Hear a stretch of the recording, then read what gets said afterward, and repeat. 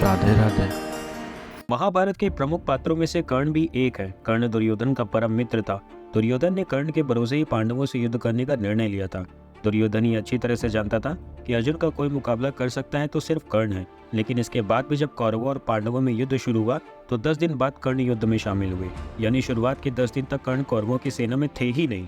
कर्ण ने ऐसा क्यों किया, आइए जानते हैं। जब अज्ञातवास खत्म हो गया तो पांडव अपने वास्तविक स्वरूप में आ गए। विराट नगर में ही पांडवों का हित चाहने वाले सभी लोग इकट्ठे हुए। सभी ने मिलकर यह निर्णय लिया कि पांडवों को अपना राज्य फिर से मिलना चाहिए।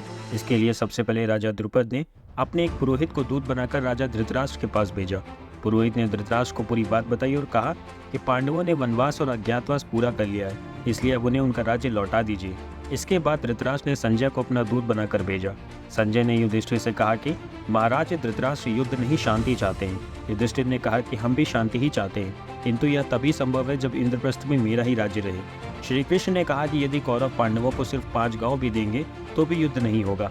इसके बाद संजय पांडवों का संदेश लेकर हस्तिनापुर आ गए। जब यह संदेश संजय ने बड़ी सभा में सुनाया तो धृतराष्ट्र, भीष्म, द्रोणाचार्य, कृपाचार्य आदि ने इसका समर्थन किया, लेकिन कर्ण और दुर्योधन ने पांडवों के संदेश पर असहमति जताई।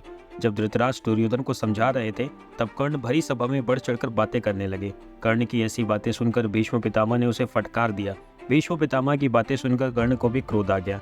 कर्ण ने कहा कि अब मैं युद्ध में नहीं आऊंगा, जब आपका अंत हो जाएगा तब मैं पांडवों का नाश कर दूंगा। ऐसा कहकर कर्ण उस सभा से चले गए। यही कारण था कि जब तक भीष्म कौरवों के सेनापति रहे, कर्ण ने कौरवों की ओर से युद्ध नहीं किया। भीष्म के घायल होने पर ही कर्ण युद्ध भूमि में आए। आज का हमारा यह वीडियो आपको कैसा लगा हमें कमेंट करके बताएं। साथ ही चैनल को सब्सक्राइब करना ना भूलें।